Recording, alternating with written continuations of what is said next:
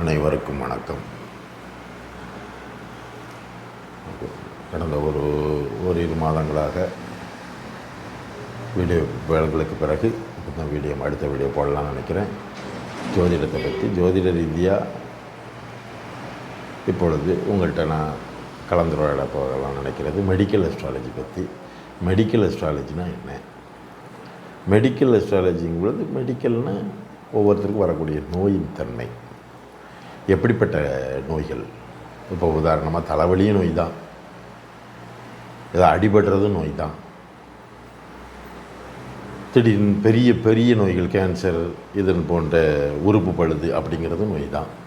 So நீண்ட காலம் இருக்குமா இல்லை சிறியதாக வந்துட்டு அந்த இதுக்கு தக்கன போயிடுமா அப்படிங்கிறது நமக்கு தெரியணும்.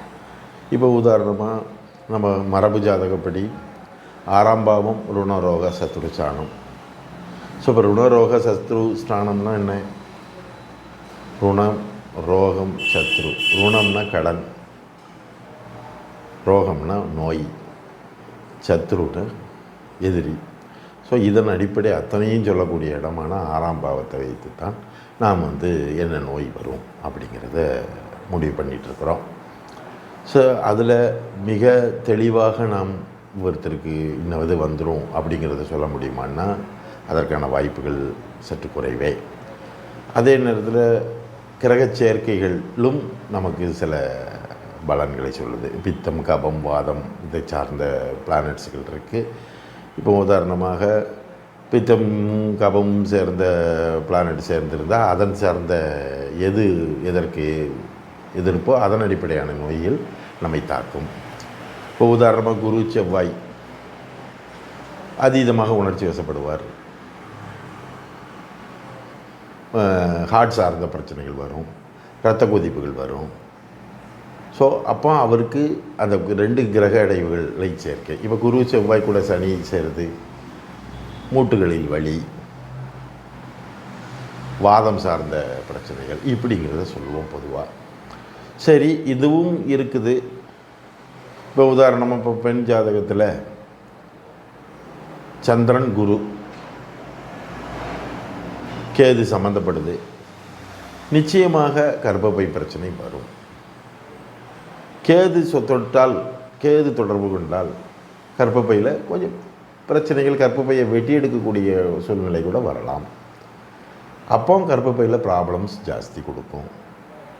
ஸோ அது கர்ப்பப்பை தான் வருமா, இல்லை அதில் கர்ப்பப்பையிலேயே நிறைய வகையான நோய்கள் இருக்குது. ஸோ இப்படிங்கிற விஷயங்களை நாம் எடுக்கும் பொழுது துல்லியமாக போகணும். இப்போ கேது அப்படின்னு வரும் பொழுதே துண்டித்தல் அப்படிங்கிற மாதிரி போயிடும். ஸோ இப்போ ராகு அப்படிங்கிற ஒரு கணக்கு வருது அப்படிங்கிறனாலே கட்டி பெரிய நோய்கள், நோயை தன்மையை பெரிதுபடுத்தி காட்டும் நிலை, அந்த மாதிரியான ஒரு சுச்சுவேஷன். கேதுங்கிறது என்ன நோயினே தெரியாது, அமானுஷ்யமான நிலையில் தான் இருக்கும். தெரிய வரும் பொழுது மிக பெருசாக இருக்கும், அந்த உறுப்பையே நாம் இழக்க வேண்டியது கூட வரலாம். இப்படிப்பட்ட ஒரு சுச்சுவேஷன்களை கொண்டு போகிறதுக்கான வாய்ப்புகள் உண்டு. ஸோ அப்போ 6ஆம் பாவத்தில் இருந்தால் மட்டும்தான் வருமா, 6க்குரியவுடன் சேர்ந்தால் மட்டும்தான் வருமா, 6க்குரியவன் வீட்டில் இருக்கிறவனால வருமா, எப்படி என்கிறது என்ன மாதிரியான ஒரு தாக்கத்தை கொடுக்கும் அப்படிங்கிற ஒரு முக்கியமான ஒரு விஷயங்கள் இருக்குது. இப்போ உதாரணமாக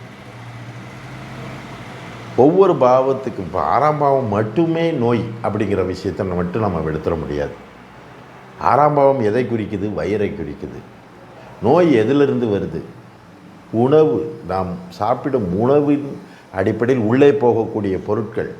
ஸோ உணவுன்னா வெறும் சாப்பாடு, இட்லி, சட்னி, சாம்பார் மட்டும் அல்ல. சில பேர் குடிக்கலாம், அப்போ மது, அப்போது அசைவ உணவுகள், நமக்கு காரமான உணவுகள், பலதரப்பட்ட விஷயங்களை நாம் எடுக்கும்பொழுது அது வயிறுக்குள்ளே போய் வயிறு தான் அத்தனையும் செரிமானம் பண்ணி நமக்கு உடம்புல குளுக்கோஸாக அனுப்புது. ஒவ்வொரு பார்ட்ஸுக்கும் சக்தி கிடைக்கிது. ஸோ அப்போ அந்த ரத்தத்தில் குளுக்கோஸின் அளவு, ரத்தத்தில் கொலஸ்ட்ரால் அளவுகள் இதில் மாறுபட்ட நிலைகளை ஏற்படும் பொழுது அந்தந்த உறுப்புகள் போய் அந்தந்த உறுப்புகள் நமக்கு சற்றுப்படுது அப்படிங்கிற ஒரு விஷயங்களை கொடுக்கு.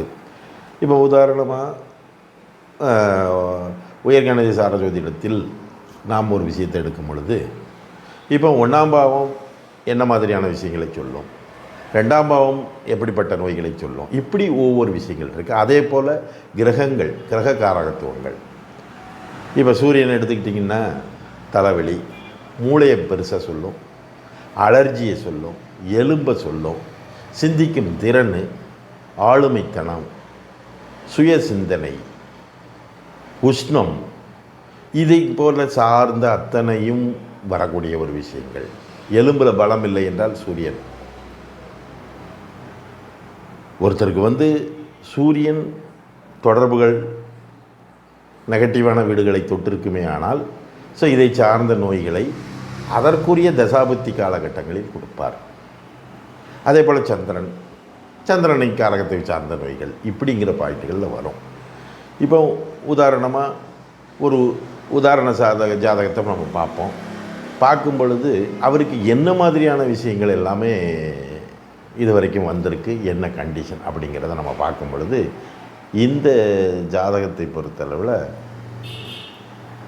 68 பிறந்தவர், ஒரு ஆண் ஜாதகம். சரிங்களா? இவர் பிறக்கும் பொழுது கடைசி கேது மகம் நட்சத்திரத்தில் பிறந்திருக்கிறாரு. ஸோ மகம் தசை கேது தசை வெறும் அவர் கணக்கில் முடிஞ்சு விட்டு, ஸோ அப்புறம் சுக்கிர தசை 20 வருஷம், சூரிய தசை 6 வருஷம், சந்திர தசை 10 வருஷம், செவ்வாய் 7 வருடம். இப்பொழுது ராகு தசை நடந்துக்கிட்டு இருக்கு. இவருக்கு பெரிய அளவுகளில் நோய் வருமா? இப்போ உதாரணமாக இவருடைய ஜாதகத்தை இது பண்ணும் பொழுது மிதுன லக்கணம். மிதுன லக்கணத்துக்கு 3ல் செவ்வாய், சந்திரன், குரு, அதாவது சிம்மத்தில். 4ல் சூரியன், கேது, சுக்கிரன். 5ல் புதன். ஸோ புதனும் சுக்கிரனும் பரிவர்த்தனை. அதே போல் மீனத்தில் ராகு, மேஷத்தில் சனி, வக்கரம். இதுதான் இவருடைய ஜாதகத்தின் நிலை. அப்போ என்ன, இவருக்கு இதுவரைக்கும் இவருக்கு 6ஆம் அதிபதி, நம்ம பழைய பொது அடிப்படை அப்படிங்கிற விஷயங்களுக்குள்ளே வரும் பொழுது 6ஆம் அதிபதி யாருன்னா செவ்வாய். 6ஆம் அதிபதி காலை வாங்கியிருக்கிறவங்க யாரெல்லாம்னா புதன் வாங்கியிருக்கிறாரு, சுக்கிரன் வாங்கியிருக்கிறாரு. ஸோ லக்னாதிபதியே 6க்குரியவன் காலத்தான் வாங்கியிருக்கிறாரு. ஸோ அப்போனா இவருக்கு நோய் இருக்குமா, இல்லை பதட்டம் இருக்குமா, அதிக இது இருக்குமா, எந்த இது இருக்குமா, இரத்த காயங்கள் இருக்குமா, இப்படி இருக்குமா அப்படிங்கிற விஷயங்களை நாம் சொல்லணும். ஸோ இன்னொரு ஆதிபத்தியத்தை எடுத்துக்கிடுவாங்க, 6ஐயும் சொல்லுவாங்க, 11ஐயும் சொல்லுவாங்க.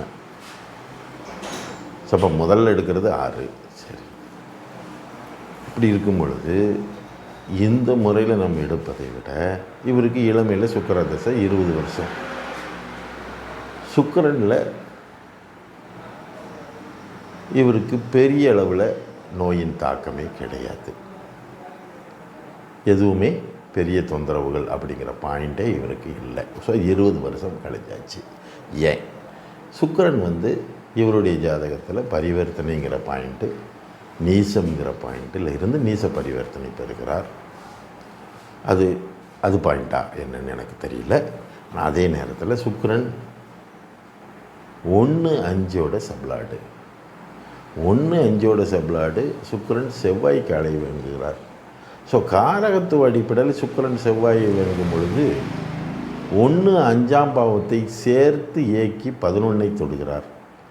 இவர் ஒரு சுதந்திரமான எண்ணம் கொண்டவர், சற்று உணர்ச்சி வசப்படக்கூடியவர். ஏன்னா சுக்கிரன் செவ்வாய் என்பதால். ஆனால் வேங்கியிருக்கிற வீடுகள் அனைத்துமே பார்த்திங்கன்னா 1-5-11 தான். ஸோ 1-5-11 சுக்கிரன் செவ்வாய் சப்ளாடு சனி. ஸோ அப்போ என்ன சொல்ல வருது, இவருக்கு 2-10 தொடுகிறது.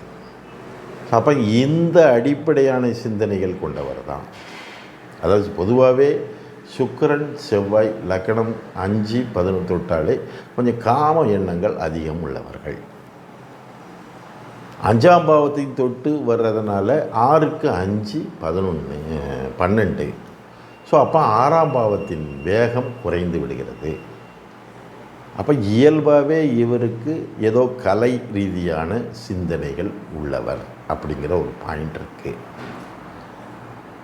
கடின உழைப்பு மேலே பெரிய அளவுக்கு ஈடுபாடு இல்லை. இப்போ 5ஆம் பாவம் 1ஆம் பாவம் 5ஆம் பாவம் தொட்டு 11ஐ தொட்டு இது வரும் பொழுது சுக்கிரதசை இவருக்கு மேக்சிமம் நல்ல ஒரு தன்மையை தான் கொடுக்குது. ஸோ சுக்கிரதசை முழுக்க முடிகிற வரைக்கும் இவருக்கு எந்த நோயின் தாக்கமும் கிடையாது. இப்போ இதில் எந்த பிளானட் அவருக்கு வீக்கான ஒரு நிலையில் இருக்குது அப்படிங்கிறத நம்ம பார்க்கும் பொழுது, இப்போ உதாரணமாக இவருக்கு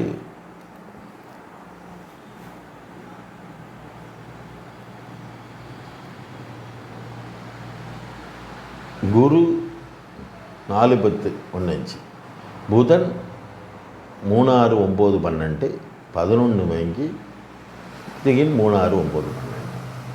சரிங்களா?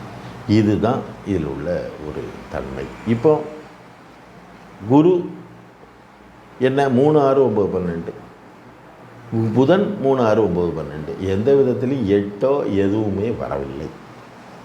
அப்போ என்ன சொல்லுது? ஏதோ கீழே விழுறதுனால ஏதோ அடிபடுறது. ஏன்னா புதன் செவ்வாய்க்கால், குரு சுக்கிரன் கால். ஸோ புதன் செவ்வாய்க்காலுங்கும் போது புதன் ஆல்ரெடி 3 6 9 12 வாங்கியிருக்கு. ஸோ 3ங்கிறது 6ங்கிறது 9ங்கிறது 12ங்கிறது 3 9ங்கிறது சிறு ஓட்டங்கள் முன்ன பின்ன ஓடிட்டு போயிட்டு வர்றது. 6 12 தைரியமாக எதை பற்றி இது இல்லாமல் இது பண்ணக்கூடிய பாயிண்ட்டு. அப்போ என்ன ஆகுது? புதன், அதாவது புதன் அந்த பதில் ஒரு கணக்கு, குரு 4 10 1 5லேருந்து 3 6 9 12. ஸோ சிறு வயசில் சுக்கிர புத்தியில் சுக்கிர திசையில் குரு புத்தியில் 4ஆம் பாவம் 10ஆம் பாவத்தை தொடக்கூடிய குரு 1 5ஐ தொட்டு 3 6 9 12 1 5ங்கிறது விளையாட்டையும் சொல்லும். ஸோ அந்த வயதில் ஏற்படக்கூடிய விளையாட்டுத்தனம் இதில் இவர் 3 6 9 12 கீழே விழுந்து 3ஆம் பாவம் கையை சொல்லுவோம்.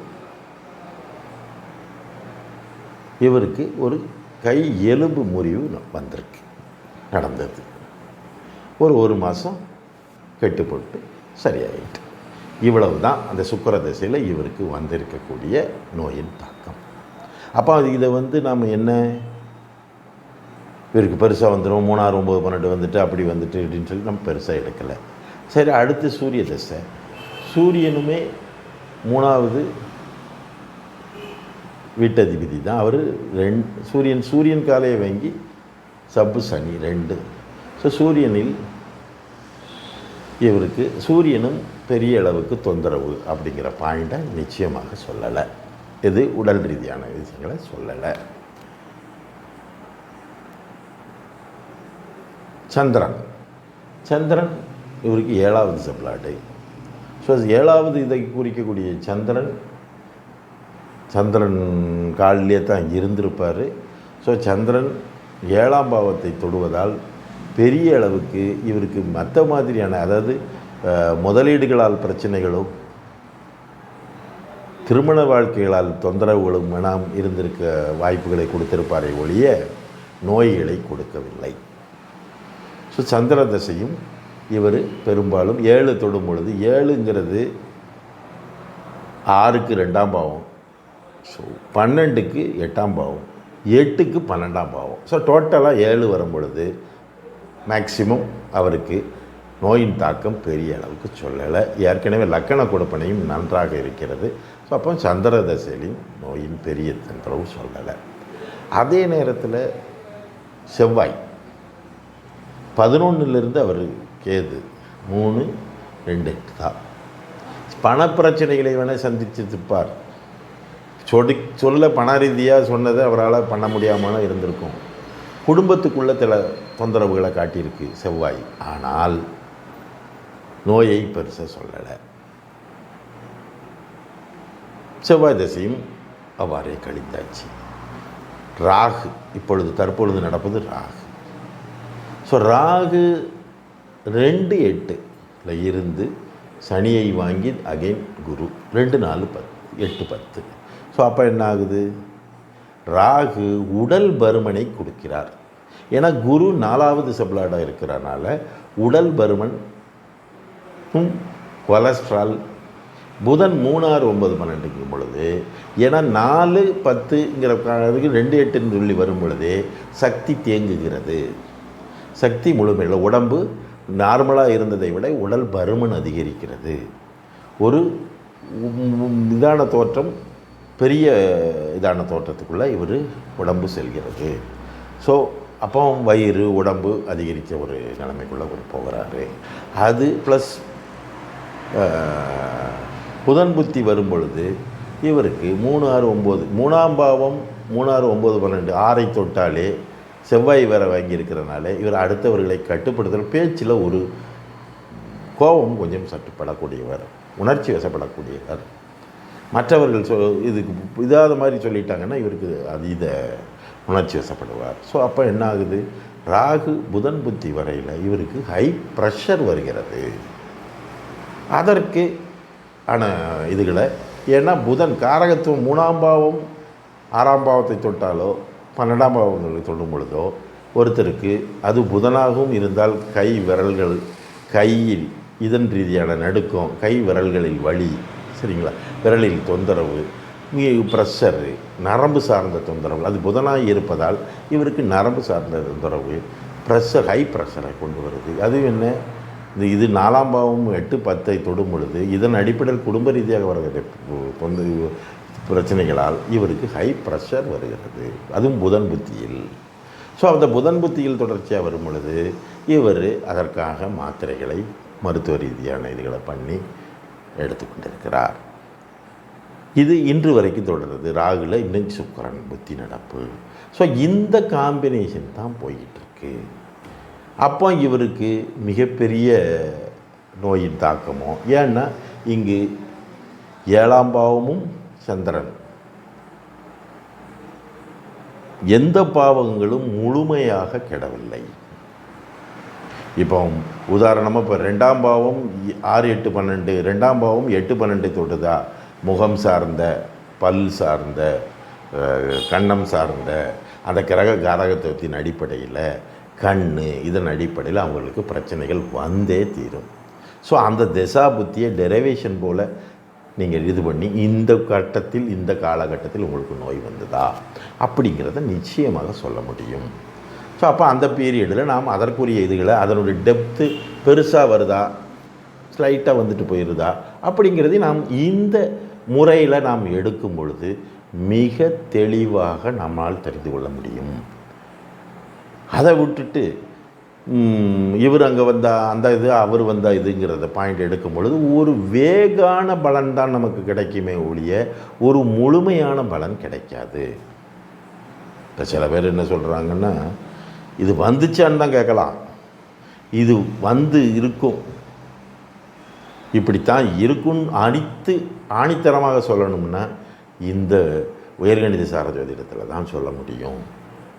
மற்றதில் சொல்லும் பொழுது இருக்கலாமோ தோற்றமா அப்படின்னு சொல்லுவது மாதிரி தான் ஒரு தோற்றம் இருக்கும். அப்போ இப்போ உதாரணமாக இப்போ சூரியன் கெட்டால் எப்படி கெடணும், 6, 8, 12 வாங்கியிருக்கணும். இப்போ உதாரணமாக ஒருத்தருக்கு கண்ணு ப்ராப்ளம் வருது, சூரியனே 2வது சப்ளாடாக வருது, அவர் தொடர்புகள் மூலம் 6, 8, 12, 8, 12 தொடுக்கிறார்னா என்ன ஆகுது, அது பிறப்பிலையுமே சூரிய திசையாகவும் வந்துட்டா பிறப்பிலே அவர் கண் பார்வையற்றவராக பிறக்க வாய்ப்புகள் வந்துடுது. அதே இது 2வது சப்ளாடு புதனாக இருந்து விட்டால், இதே போல் வாங்கியிருந்தா அவர் பேச்சு குறைபாடு கம்பல்சரி வருது. அதே செவ்வாயாக இருந்தால்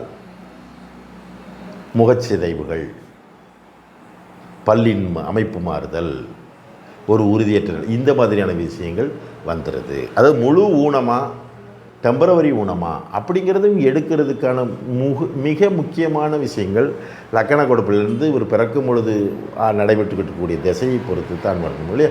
இந்த பிளானட்டு இது வந்துட்டால் இது நம்ம ஓகோன்னு வந்துடுவோம், இந்த ராசி இருந்தால் இந்த ராசிக்கு இந்த குரு பயிற்சி ஆகிட்டார் இவங்க ஓகோன்னு, இது எல்லாமே பொது பலன் தான். இதை வைத்து நமக்கு வரலையேன்னு நாம் நினைக்கவே கூடாது. ஒவ்வொரு ஜாதகமும் தனித்துவமானது. ஒருத்தருக்கு சுகர் வரணுமா, சுக்கிரனை பாருங்கள், சந்திரனை பாருங்கள். இப்போ சுக்கிரன் 6 8 12 தொட்டிருக்கு, இல்லை சந்திரன் 4 6 8 12 தொட்டிருக்கு.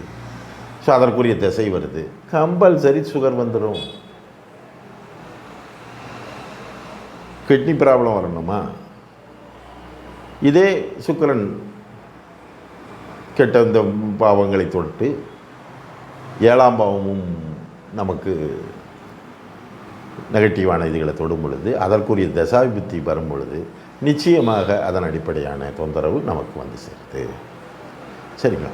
இப்படி ஒவ்வொரு விஷயத்தையும் நாம் பிரித்து பார்க்கும் பொழுது தான் இது உச்சக்கட்ட நோய் உள்ள ஜாதகமா, இது மேக்சிமம் பெரிய அளவுக்கு நோய்களை கொடுக்காதுங்கிற ஜாதகமா அப்படிங்கிறது நாம் தெளிவாக எடுக்க முடியும். ஜோதிடம் நிச்சயமாக சிறப்பாக வழிகாட்டும்.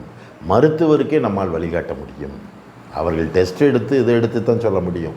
நாம் இந்த அளவு நுணுக்கமான மிகச் சரியான ஜாதகத்தை கணிக்கும் பொழுது உயர்கணித சார ஜோதிடத்தில் நிச்சயமாக ஆணித்தரமாக அடித்து சொல்ல முடியும். உங்களுடைய ஆதரவு எனக்கு கொடுங்க. சேனலில் பார்த்தவங்க சப்ஸ்கிரைப் பண்ணுங்கள், லைக் பண்ணுங்கள், ஷேர் பண்ணுங்கள். அடுத்து இன்னொரு ஜாதகத்தில் உங்களை நான் சந்திக்கிறேன். நன்றி.